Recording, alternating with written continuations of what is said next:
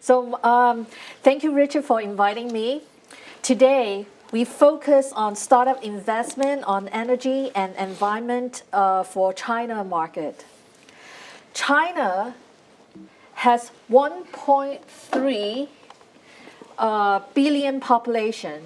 That is 21% of world population. However, China has only 7% of world freshwater supplies and consume 22% of world energy.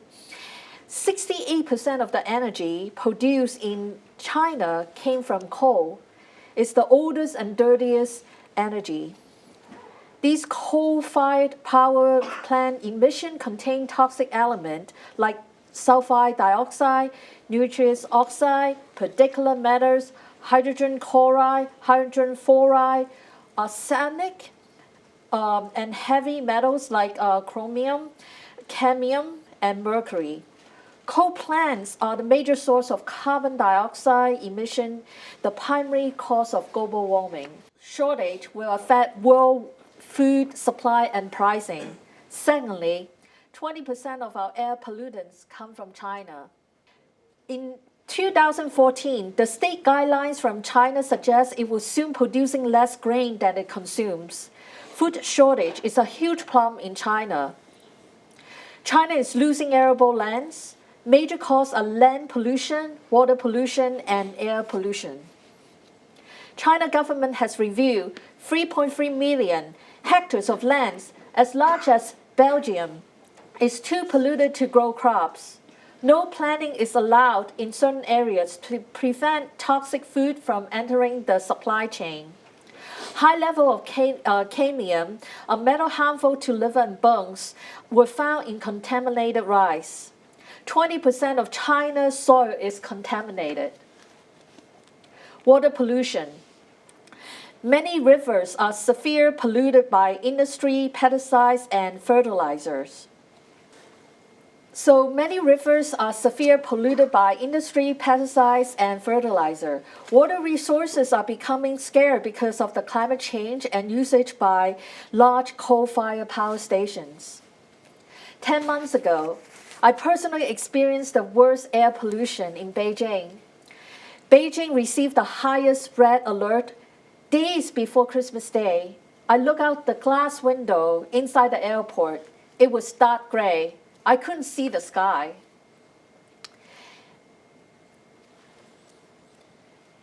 Nearly 300 cities in China suffer severe air pollution caused by traffic and coal emission, causes respiratory diseases.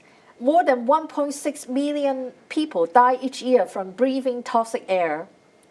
Air pollution costs China $11 trillion in economy on productivity loss in factories shutting down on bad air days and flight cancellations, sick days and hospital visits linked to serious chronic illness like heart disease and lung cancer. It affects tourism and outdoor recreation. Energy crisis. China only has enough proven coal reserve, a reliable energy source, to last another 28 years. To put it in perspective, the world has 111 years of proven coal reserve, and USA has 264 years of coal reserve. China is also running out of energy.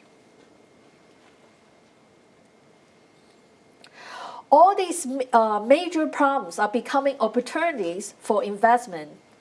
According to China 5-year plan, China is aggressively investing in smart city, from smart factory to smart farm, from smart energy to smart building.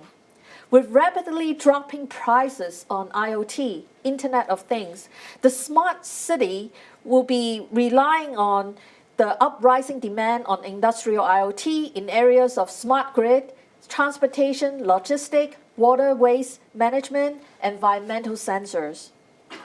I believe energy saving can be achieved by upgrading existing buildings and creating smart buildings. About 40% of U.S.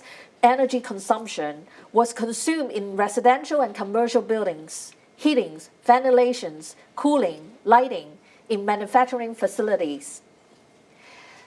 AI, machine learning, robotics, drones, and bioengineering will find its way in solving food shortage in agriculture tech investment.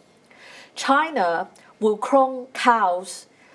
BioLife Group, a joint venture, invests $42 million to open a new factory to clone up to 1 million head of cattle each year by 2020.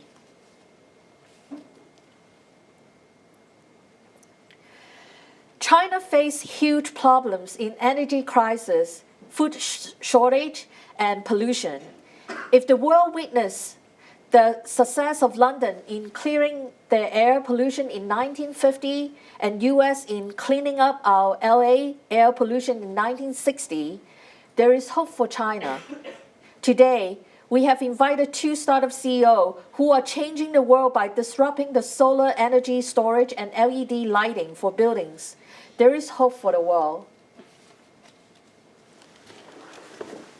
Okay, so Bess, while we're moving on to the next set of slides, I got a follow-up question for you. How did you select these 2 companies? How did you find the companies? What's your connection?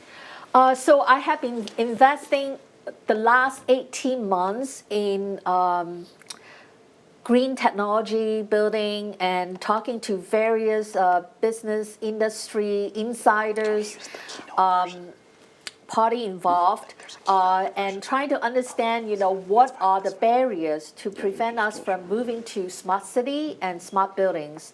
And these, many months I have been looking at industrial IoT, IoT that apply for commercial buildings. And I do believe that in order to move the whole world into smart city, you have to make the building smart. So that leads to me reconnecting with Sean and learned that he was running a company on the solar energy storage startup in Utah. And then I also run into Henry about 1 or 2 months ago, and little did I know that he's working on smart lighting. So I'm meeting with dozens and dozens of startups that are in various stage in investing in smart city and smart buildings. Okay, well, I really appreciate the introductions. And let's move ahead and ask Sean if you would give us some prepared comments. Sure. Well, first of all, thank you, Richard or Dr. Dasher, for inviting me, and Bess for inviting me as well. We're excited to share about our what we're doing. I'm the CEO of Inergy Solar, Sean Luangrath, and the mission of and goal of Inergy Solar is to bring the world affordable solar power or affordable renewable power. There's a lot of companies in the world that are trying to address or solve this problem. We've discovered, or we've kind of noticed that many of these solutions are from a tops-down perspective, meaning that it's governmental organizations, governments, large organizations are trying to build very large projects. We're actually solving the problem, or addressing the problem from a different perspective, which is from a bottoms-up. And that's what I'd like to talk to you about, is how we're trying to solve or address and promote renewable power through consumer products or from the grounds up. Just a little bit of background of myself, just a little bit of experience in China. I have actually lived in China for several years. My first startup I did was actually a BlackBerry app for Chinese translation in China. So hindsight 2020, I wish I would have decided to do on iOS, but I chose the wrong horse. So BlackBerry is pretty much, is not doing too well. I actually came back to the US and then started working for Apple, and then actually went to China with Apple to expand the Apple store. So I had a little bit of experience in Shanghai.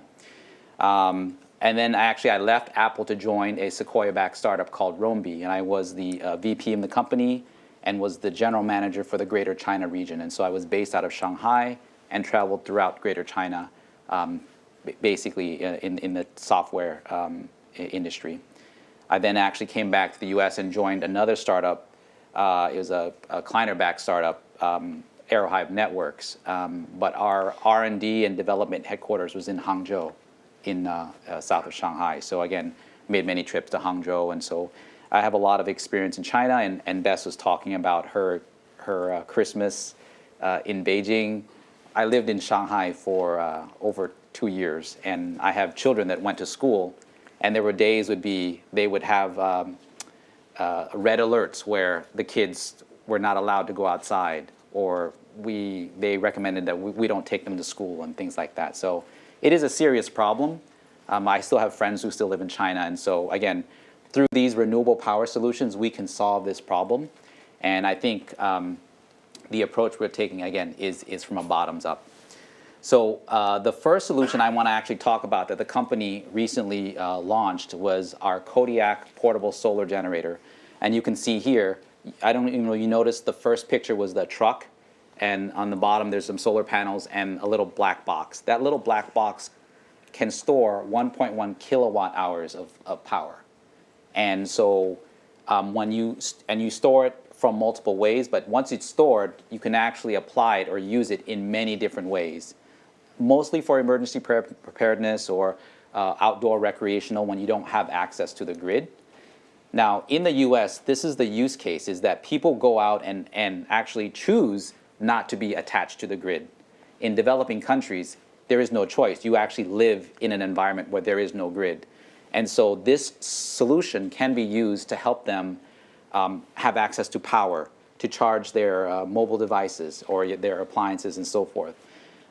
The Kodiak generator is powerful enough to actually run a refrigerator for several days without being recharged. Now, if you recharge it every day, then you can actually power your refrigerator or your washer or whatever devices basically in perpetuity.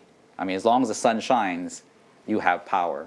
And if the sun doesn't shine, then I think we have bigger problems than that. So, so again, the use cases, as I said, are in camping, hunting, even in the office, and actually in RV. Again, when you apply this into the developing countries, an RV could actually be someone's home.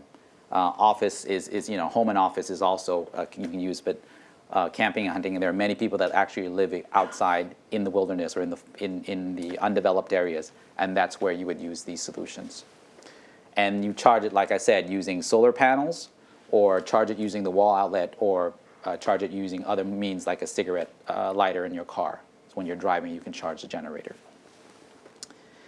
So a little bit about the company. We've actually were a spin-off from a retail and commercial solar company in 2012. And in 2015 is when we actually got serious. We incorporated and actually started Inergy Solar.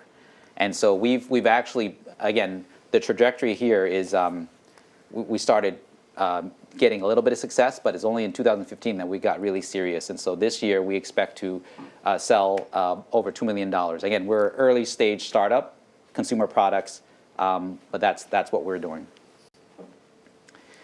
So we're actually working on a next generation generator that is a 6 kilowatt system that is intended to run your whole home.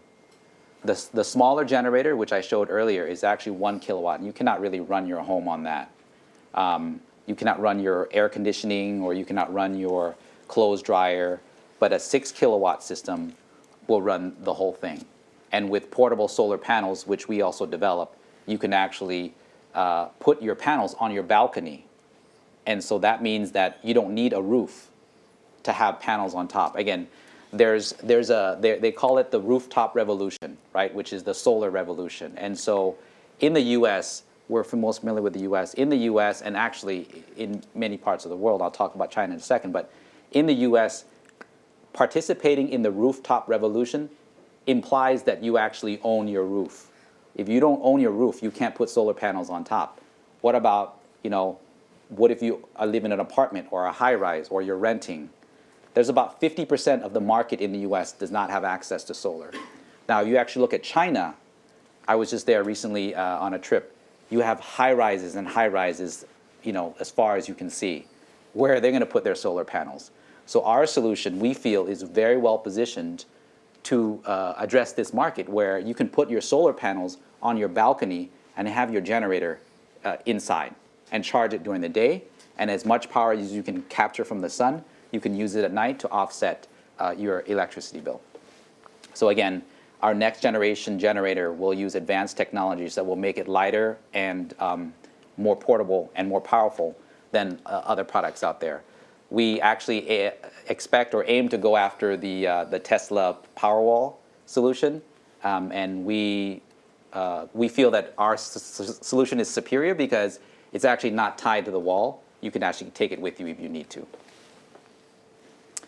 We also have other products that are smaller. You'll see here there's a little foldable solar panel battery bank, and so that we're actually building that, and we're about to launch this product into the market. And this product is actually can be sold worldwide. There's a bigger version, which is so actually the smallest one is a 6,000 milliamp battery bank with a 3.5 watt solar panel. So you can actually charge it in one day. And after you charge it, you can charge your iPhone multiple times or other devices.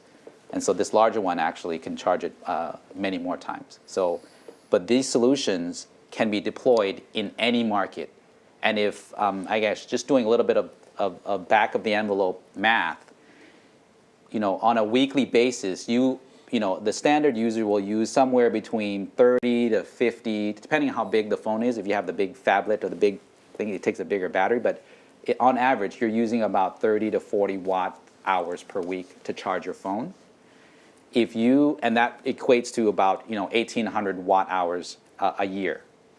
And if you multiply that by the 1.2 billion cell phones in China, if you got, again, just thought exercise, if you got everybody in China to use a portable solar battery bank to charge their cell phones instead of charging it in the wall, you'd actually be saving like 2 terawatts, which is 2,246 gigawatts.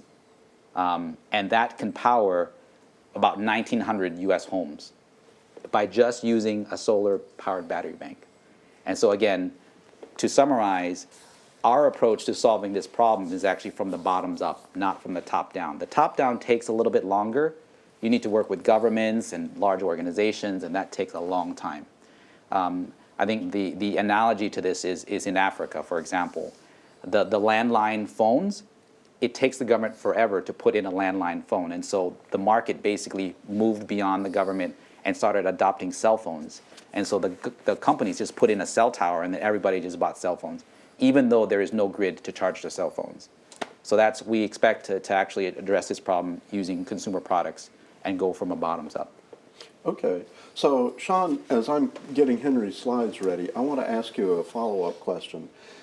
So these are usable in any market. Yes. Did you start to sell in the U.S. already? The Yes. revenues you showed, are those primarily U.S. U.S. Primarily revenues? U.S., yes. And so now you're starting to go into China? Yes, yes. Okay, next question is interior versus East Coast cities.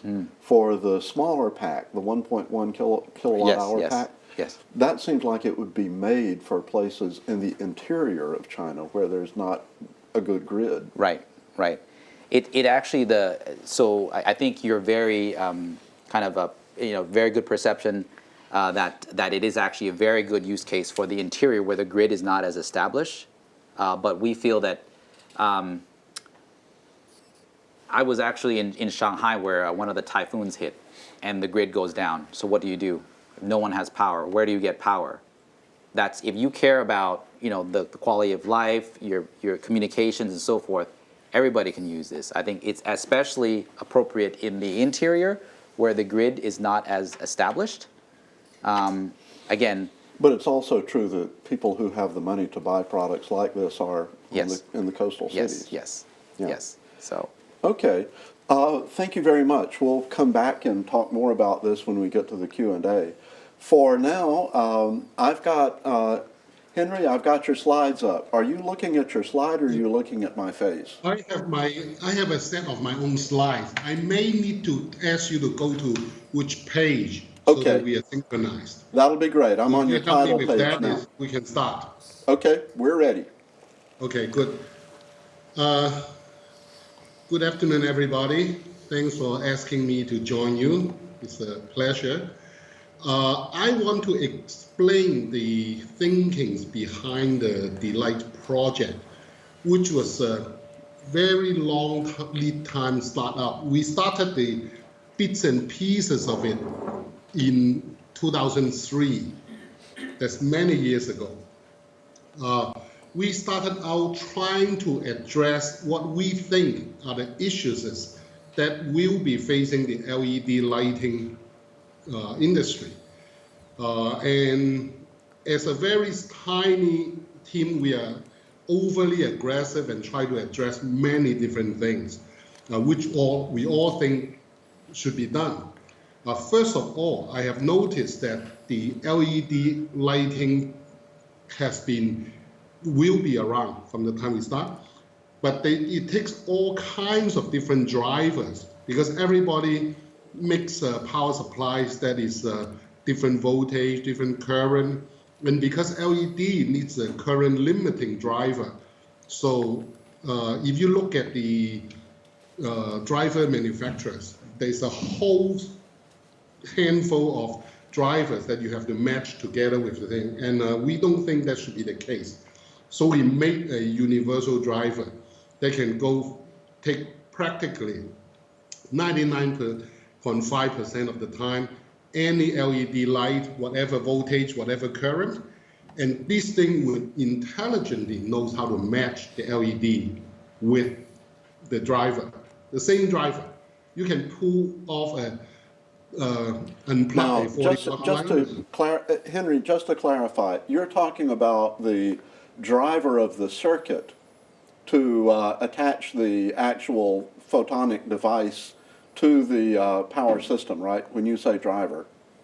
No, when I say is LED light are actually taking energy from the grid. Okay. Okay, but it takes normally if we put in a light bulb, whether it's 25 watts or 100 watts, the same socket, you can screw in the same different light bulbs and it all light up with different degrees. Okay. In LED, that's not the case. LED, there is always a driver behind every LED. So you need something different. So that is one thing that we try to cure. We actually see everybody mentioned there's enough pollution around, and China has his hands full with various pollutions and health problems.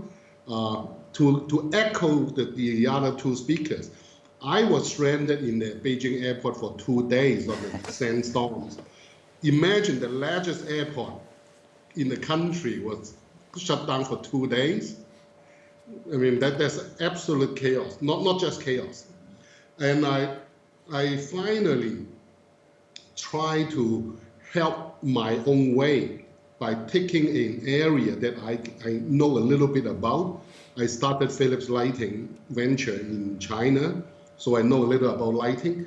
And I see that the pollution that is coming with the LED lighting evolution, if not revolution, is enormous. 7 billion people in the world. If each of them toss away 10 LED light bulbs each year, you're talking about 70 billion. And historically, until the lights come to action, I have not seen any significant or realistic approach that eliminated the electrolytic capacitor inside the LED lights. Now, people keep talking about electronic waste. Electronic waste is actually mostly sourced from the electrolytic capacitor. Most electronics, the plastic case is okay, it's no different than your plastic cup. The printed circuit board is all fiberglass, and the copper traces in there.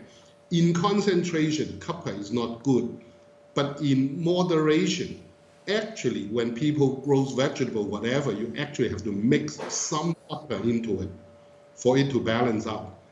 So everything is okay except for the electrolytic fluid inside the ECAP. So we started out trying to eliminate the electrolytic capacitors. Now, after we've seen all that, we also see that the LED drivers has a lot of flickering. some of the flickerings is actually required by the government. Like in California, for example, there is a Title 24 rule that says all the lights that you install must be dimmable. Now, when people try to make LED dimmable, the quick way to do it is to make the light blink. Make it blink 1,000 times, and if you are on 45% of that millisecond and off 55%, the human eye perceives that as 45% dimming. But I've been jumping up and down to say that that is not good, because all this blinking will have health problem. Now, Henry Yao is a small guy, nobody listened.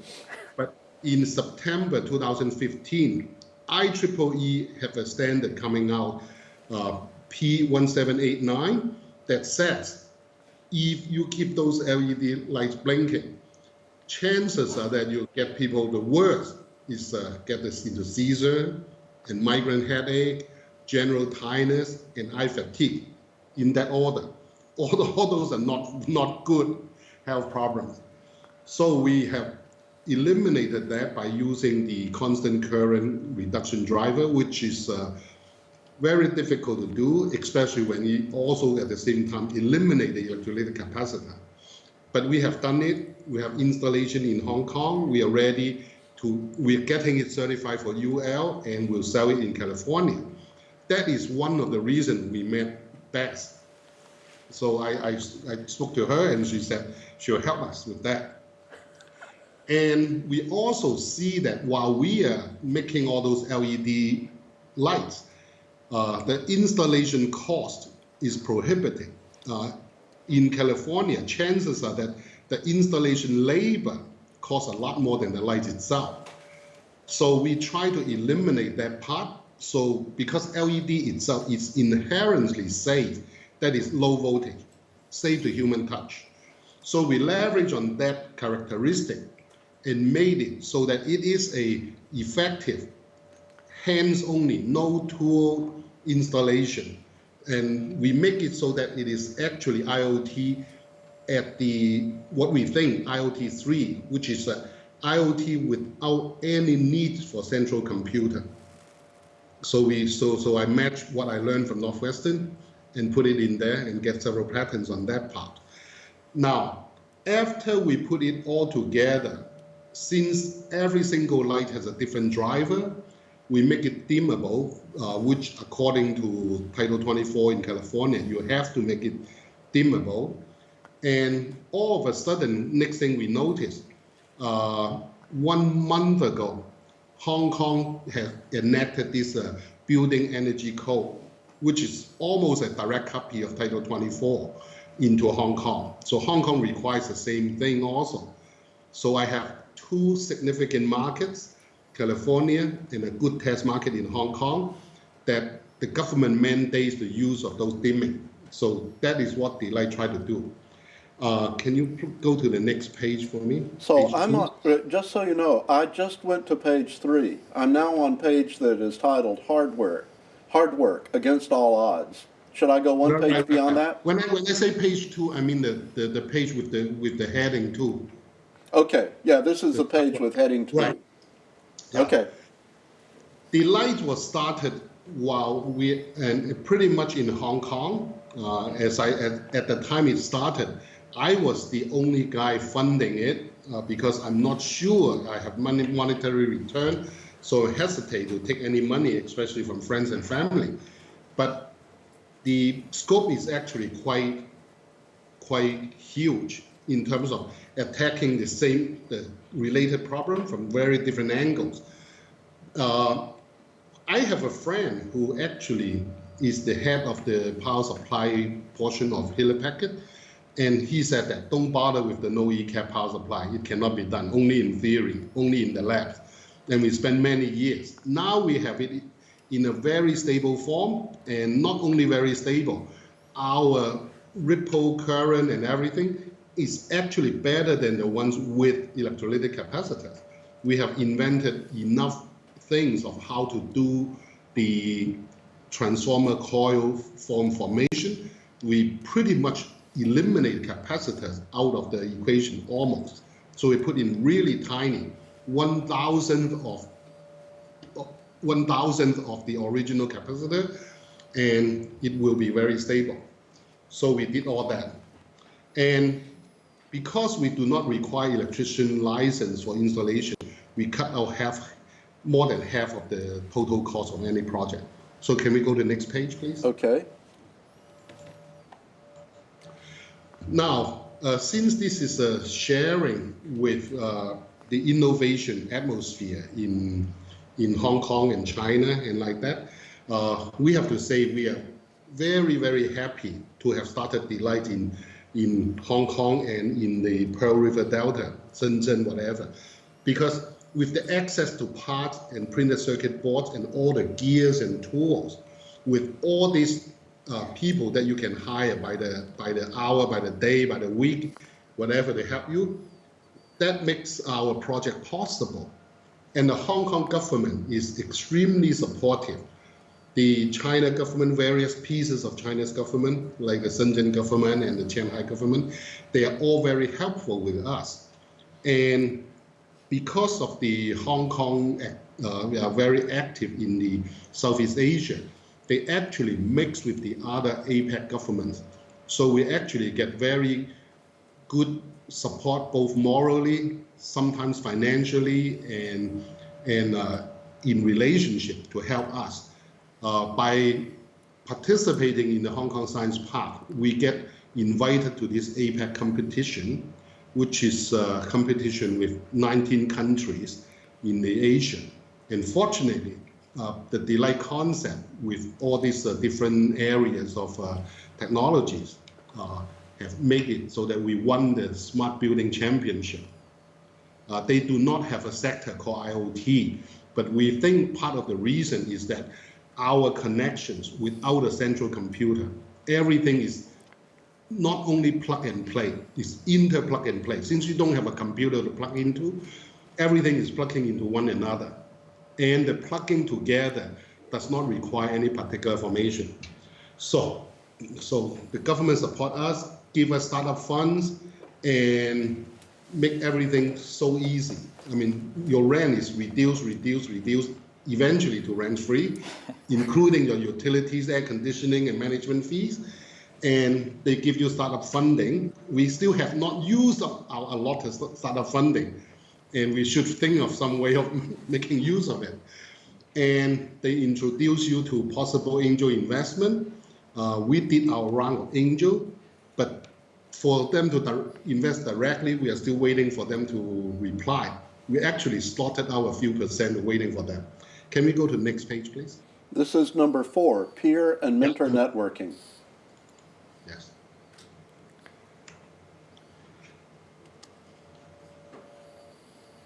Now, in Hong Kong Science Park, it is like everybody keeps saying that the building has some feels of the Southern California or Silicon Valley feel.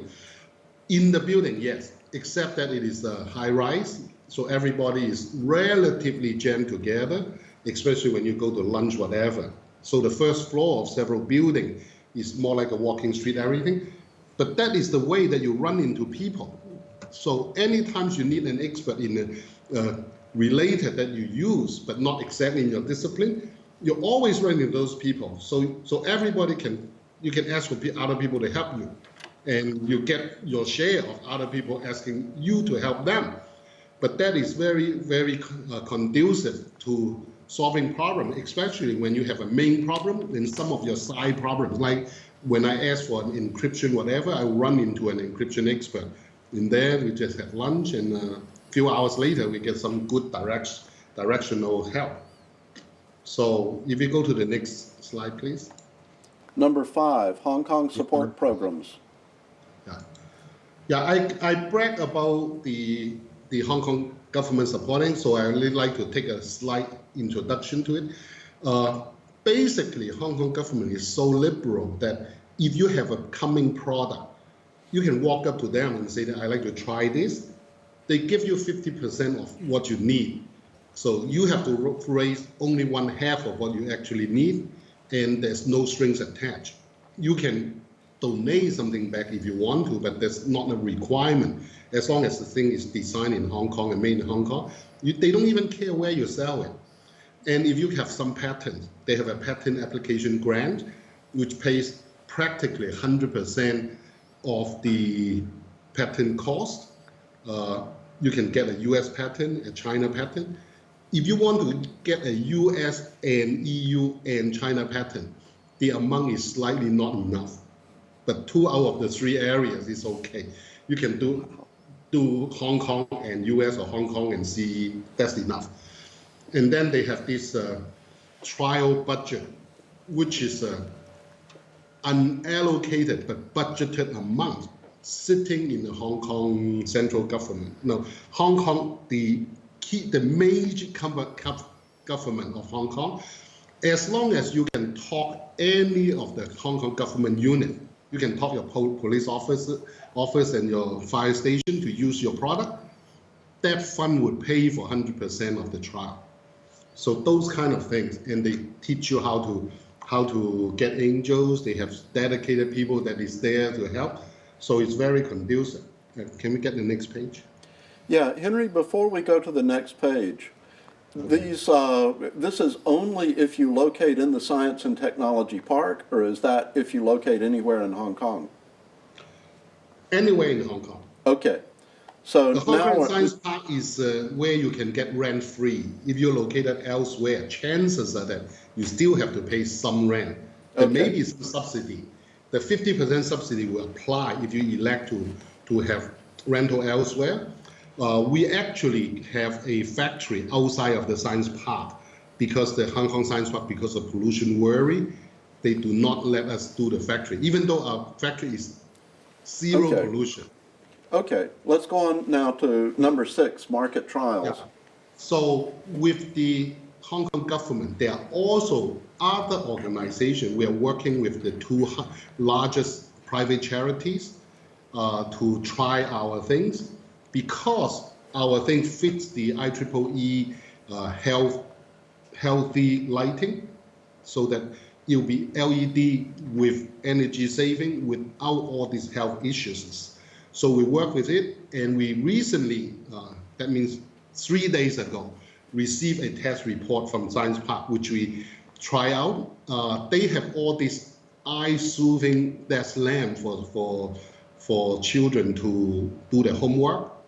We try it, and the light actually beats them all in terms of having 0 flickering. We have lower flickering than the eye-soothing thing. And so we are talking to the charity that is also running their share of charity-supported schools. So by doing that, we can tell them that we have documented thing that IEEE says that this is good for the good for the occupant. And since our light has less flickering than the eye-soothing light that you can buy, right? So doing it for the whole school, we'll even throw in 50% discount. So we are trying to work that out. But all these things, including our other trial client, we just finished a about 10,000 square feet demo, which is a significant, not huge, but significant demo in the Inno Center in Hong Kong. They are very patient. They know, they realize they are the first, so they expect that they need to work with you to solve some installation problem and like that. But their mentality is that if nobody tries, then this thing cannot fly. But so they have very patient, and they're actually paying client with very good patience to support us, suggest changes, and some of their suggestions are overly fancy, but we also try our very best. So we change the office, whatever. We throw in a guidance system that they can have visitors walk through the office without human accompanying. My light will actually walk the tour group in the office to show them where to walk. So with that help, it's quite useful for everybody. Can we go to the next page? Number 7, So encouragement. With all the encouragement, Hong Kong government realized that Hong Kong is a small place. They encourage innovation, but they realize that Hong Kong is not going to be a sufficient market to sustain your innovation. So they say, go to the whole world. If you want to sell to China, go to the US, sell to Europe, everything, go. And they also have this excellent thing that by taking this credit insurance, you pay 0.5% of your order, and they guarantee that if the overseas buyer doesn't pay, they will pay you 90% on your bills first, so that your company would not run into great innovation but die of account receivable. So that is an excellent program.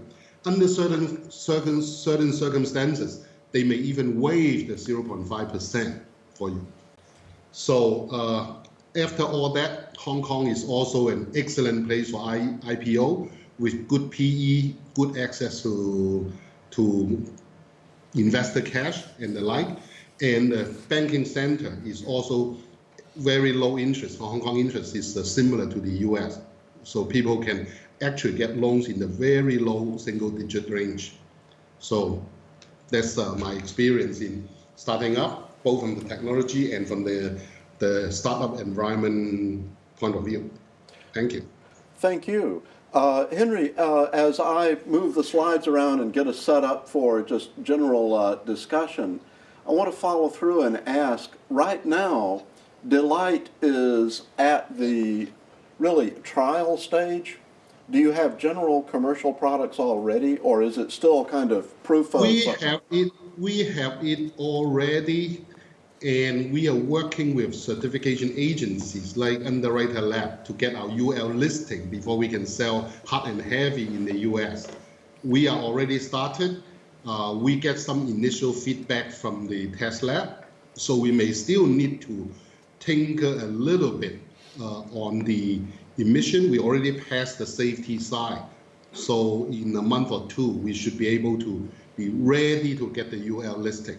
Now, how long the processing do? People keep telling me they may take another 2-3 months for them to give you the actual UL number.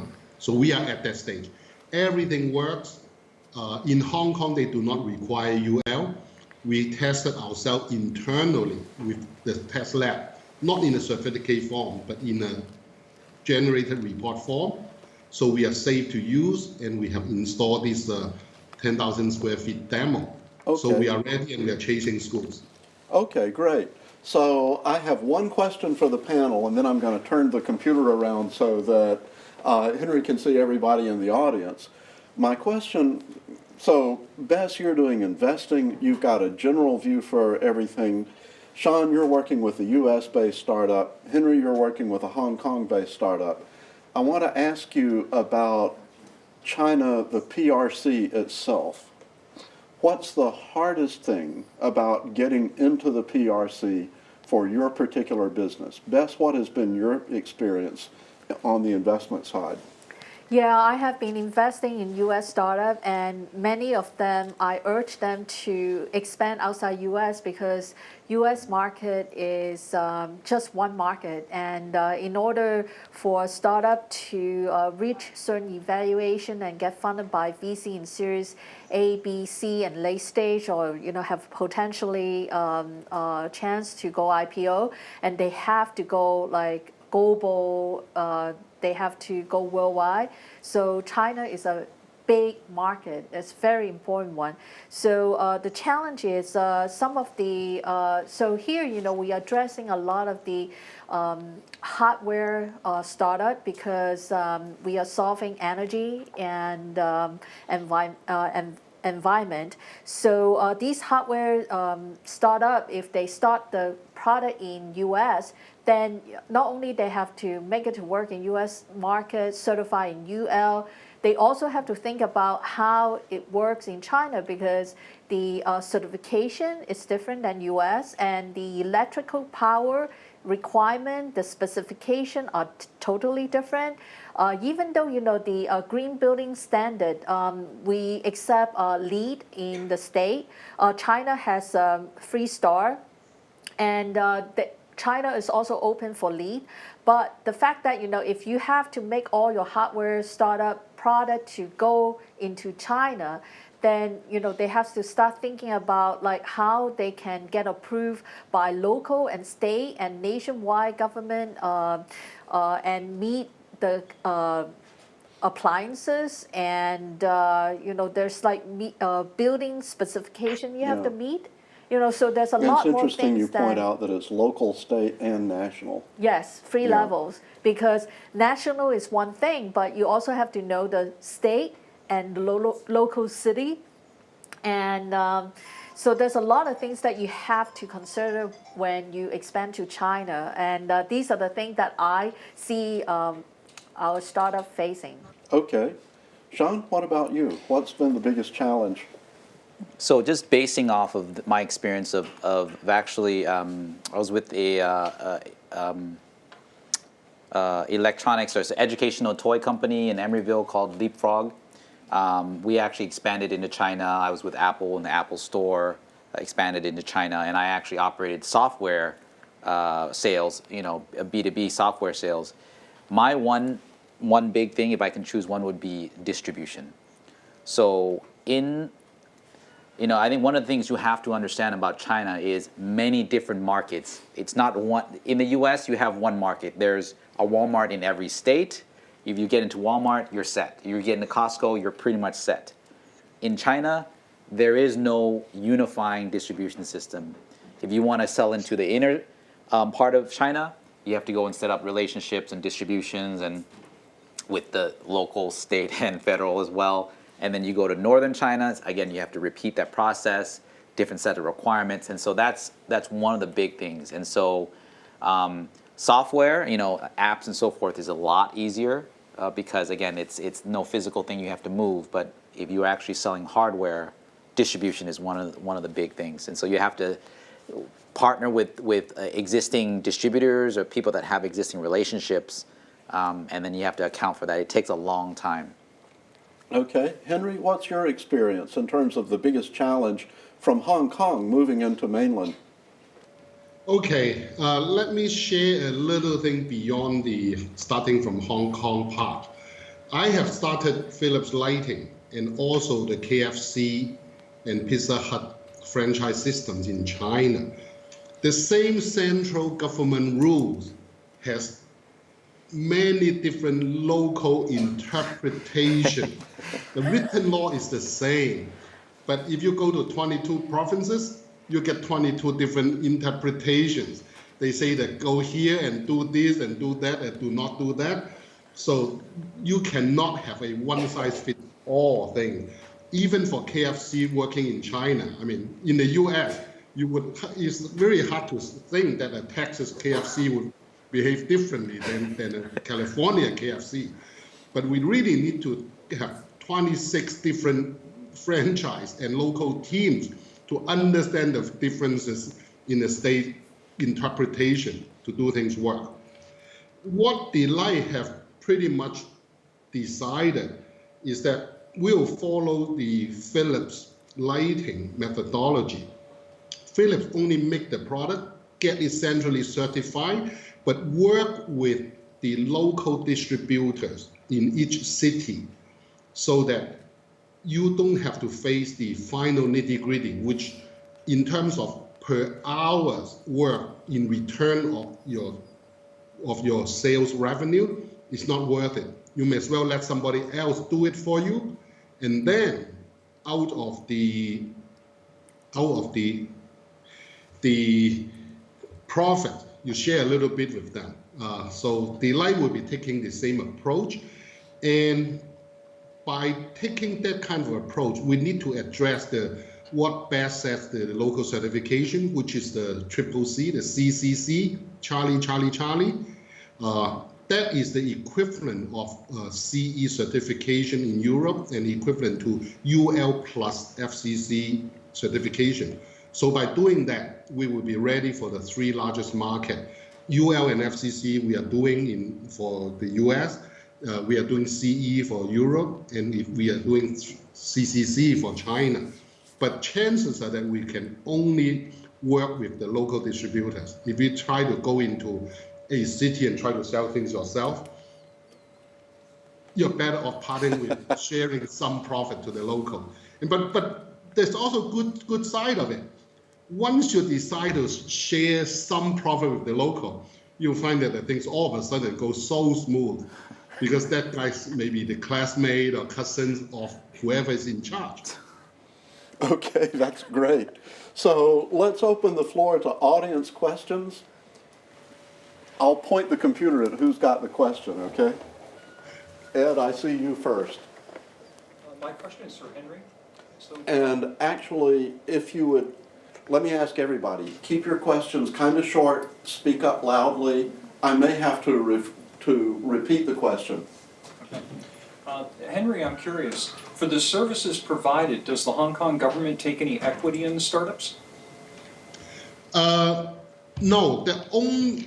all of the time, they just want you to, they don't even ask you to sign that you stay in Hong Kong. They just say that as long as it's grown in Hong Kong, so they are very good, quote unquote, corporate citizen of the world that supports the innovation. Everything is not required on the enterprise support schemes. They have a voluntary donation that if you say we'll give back 0.5%, 1% or 2% of equity to the government, that is fine, but that is not required. All the other grants and patent application grants, everything that I mentioned, they don't even have an avenue to take your equity, even if you want to give it to them. They say that, why don't you donate to some charity? Now, out of that, they just recently have a $2 billion Hong Kong startup venture fund.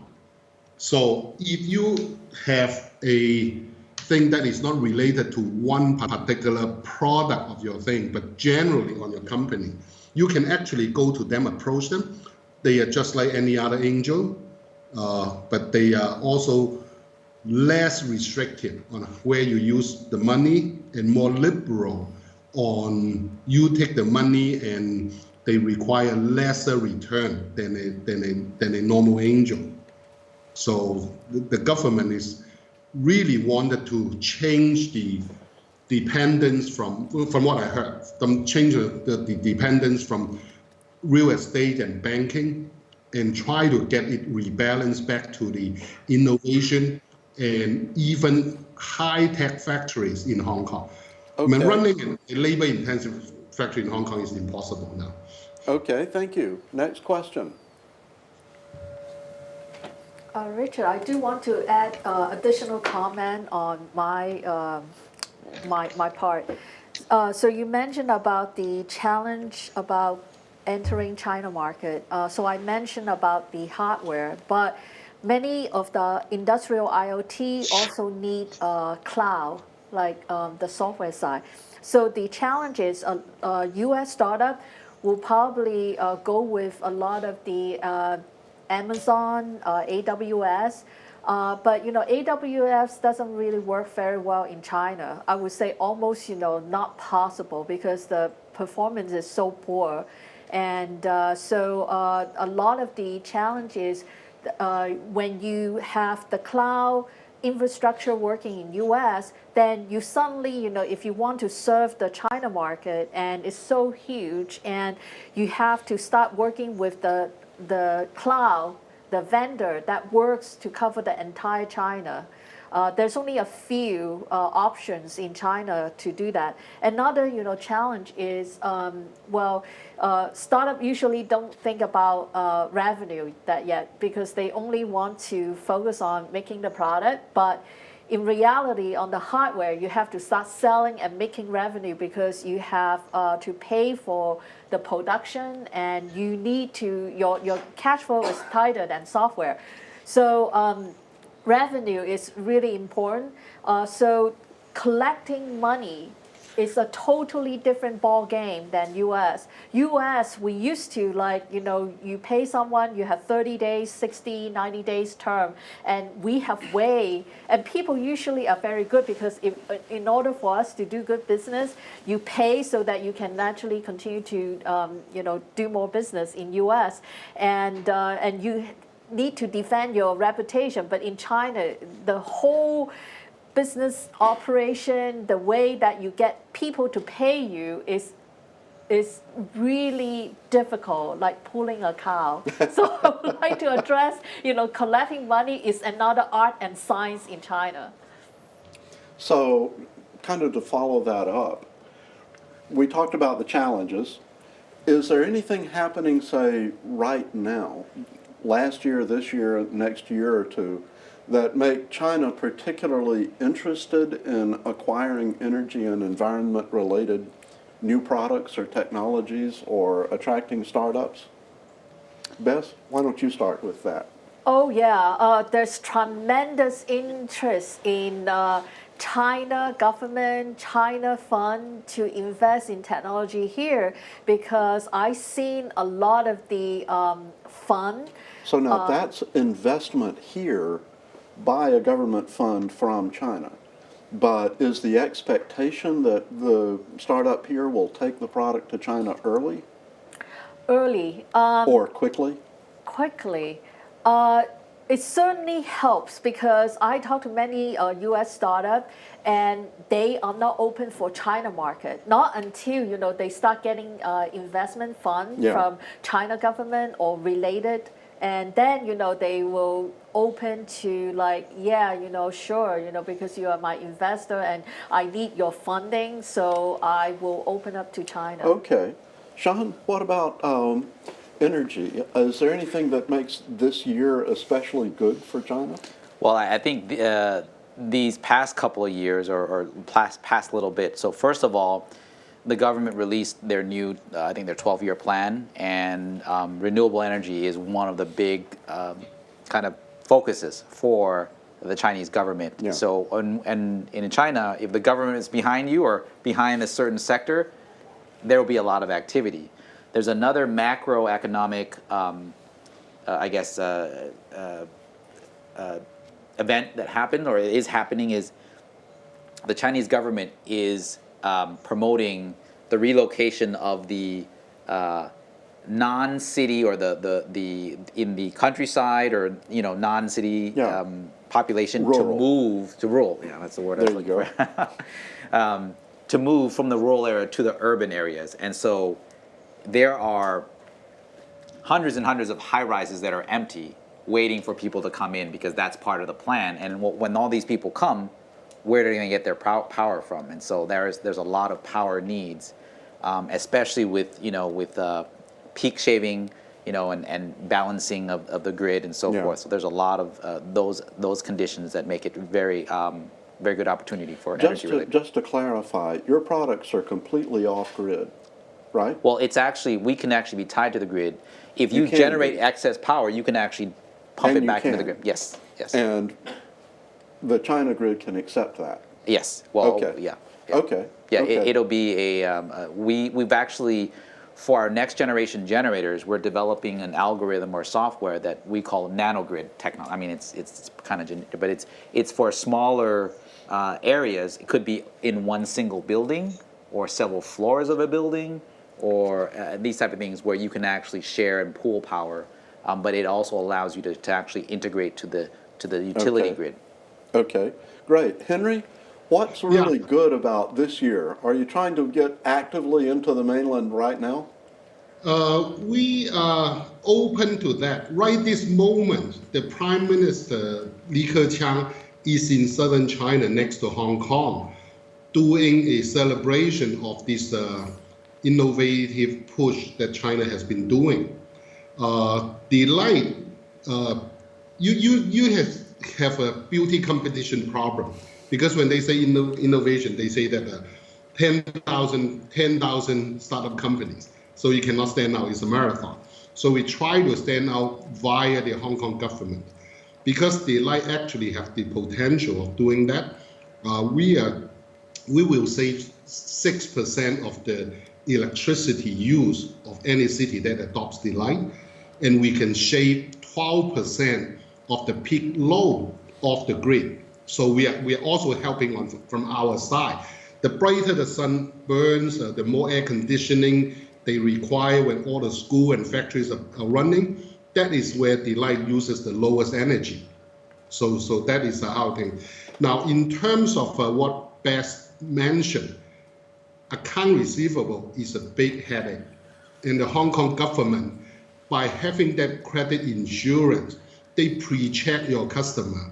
And once they accept your 0.5%, you're guaranteed to have at least 90 cents on the dollar payback from the Hong Kong government in 3 months if the client doesn't pay. That takes a big worry away from you. Yeah, that's huge. Henry Yao actually have the fortune of getting a commendation from the board of directors of Philips. I turned the 83% overdue situation when we take over the joint venture from the Chinese partner. In 2 years, I turned the account receivable overdue to 0.47% with 0.037% overdue more than 30 days. I have to take it offline to tell you how I can do it. Yeah, and you have to buy me dinner for that. But I did that and get to be the best performing JV of Philips because of you actually collect the money, so your profit is real. By having the Chinese government behind you, yes, but you also need to get their attention because there are so many, I would not say exactly fake, but bunch of people that keeps telling you that we are the government, whatever, we can give you whatever you want, trying to take advantage of you. So we need to be careful, but I want the Hong Kong government to help us to demonstrate the actual energy savings. We actually have measured energy saving that we save 20-30% more light out from the same fixture and so on. So okay, that's great. Thanks. Do we have another question from the floor? Okay, hold on just a second.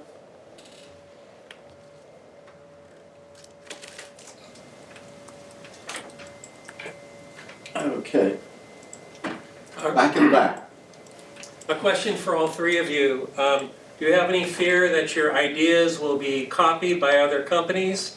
And what are you doing to protect your intellectual property?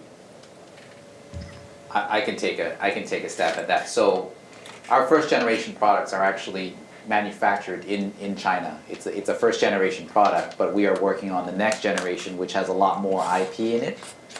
So we actually plan to manufacture the motherboard that has the IP domestically in the U.S.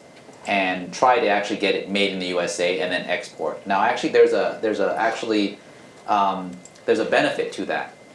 When you actually sell into the Chinese market, because Henry mentioned there's a lot of copies or fakes or not real products. When you're made in the USA and you're legitimately made in the USA, it's actually valued higher. Your product is valued higher and seen as a better quality product than a domestic product. So importing it, exporting it to China is actually a potentially opportunity, and that could actually help you with the IP as well. Now, that doesn't prevent someone from taking your product and then backwards engineering it, and so that's the kind of, that's the universal problem that technology companies have. Our strategy and approach is to actually just constantly innovate and be 2 or 3 steps ahead of wherever the market is, and that's how you stay ahead. Okay, before we go to Henry, I do want to ask a follow-up. Are you worried about reverse engineering? People going through and reverse engineering your system and building another system? Yeah, it actually is happening already. We're experiencing that, but like I said, if you're constantly introducing, you're ahead of them. Yes, Yeah, exactly. And several so that's steps. Yeah. Henry, what are your comments on copycats? okay. Let me divide the question into several levels of copying. The most moral way of copying is just parallel engineering. They just think that this is a good product, let's engineer something. They start from scratch and everything. The next level is the reverse engineering, try to take apart your thing and try to figure out what that is and put it together. The lowest and quickest is the blatant just copy. In China, like in Shenzhen, they are actually advertising that says, we will break any circuit board, we are expert in duplicating the circuit boards for you for a fee. Now, we have our share of worry. We do everything that normally people do, so we are paranoid on the patent process. Sometimes when we go to a particular talk with a potential partner, whatever, we may actually revisit our patent portfolio. And if there's one new idea that we are talking about, we will have a patent lawyer just file something before the day that we have the meeting. So we actually, for a small company, we are fortunate. We have like by now 30 some invention patents in different areas. Now, that aside, our way of avoiding copies includes the hardware, software, cloud, and hardware software combination. I'll explain each one to them. We have our own secret, trade secret circuits that we design. And we are actually leveraging on a Hong Kong Science Park company, which is a national lab, Applied Science and Technology Research Institute. They are helping us to make a special integrated circuit chip for us. Once you have that on a wafer, that just raises the hurdle for people to try to copy you, because they have to throw in the order of 1 or 2 million US just to copy. The second thing that we do is that we will put epoxy on everything that we do, so our hardware is difficult to take apart. And then in terms of software, we actually put in an encryption chip on our key hardwares, so that only us would know what that encryption is. If they clone our hardware and actually be able to break into our code space on the ROM or flash, that thing would still doesn't work because of the encryption chip. So that is a combination hardware and software. Now we actually have one more level of software protection that we are putting together, that instead of just having the software run its function, we have our software occasionally go back to the cloud, enter into our database to recertify itself. So people who somehow get the things going, at least we know about this. Okay. And so on and so forth. We actually worry about more on parallel selling, because chances are that we'll sell to Malaysia cheaper than we sell to New York. So what if the Malaysian guy just reship our thing to New York? We have a way of addressing that on the cloud in our central database also. So we have our share of worry, and we did everything we can to protect ourselves. Okay, great. We're getting close to being out of time. Is there another question from the audience? Otherwise, I'll ask one question and we'll wrap it up. The question that I'd like to ask is, all three of you on the panel have done business back and forth with China for some time.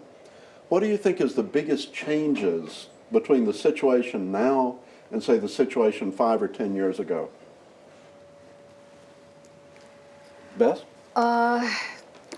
I actually see, there's a urge and there's a great demand and supply of cash, coming into U.S. I think 10 years ago, I see there's a lot of cash from U.S. VC going to China, invest in China, and want to capture the growth and the boom, and now it's reversed. It's like the money is, there's a rich cash, a lot of money in China, and they couldn't really get enough growth, and they want to invest in U.S. and bring the technology to go back and solve, some of the domestic problems. Okay, great. Sean?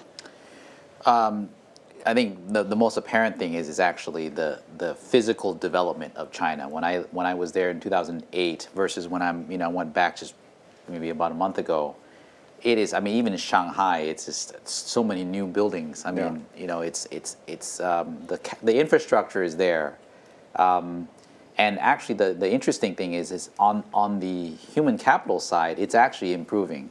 What I've noticed is there's a lot more innovation or thinking about developing new technologies versus just flat out copying. And so I think that's one thing that I actually, it's very promising that there's a lot of innovation that's actually coming back to the U.S.